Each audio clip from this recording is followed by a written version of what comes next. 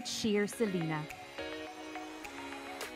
Rhain an grúpa I bhfoirne agus a néad céine bhí gach bhfoireann. Cuiríd ina sí I líne dhíreach. Bhí an líróid gach bhfoireann. Bogan siad an líróid ó mhór go bun na líne gán ach na cosa a úsáid. Má hitan an líróid is gá an líróid a chur arás go bór na líne. Nuair a fricin an líróid bun na líne, rihan an duine sin go bór na líne agus tosaíonn sé arís.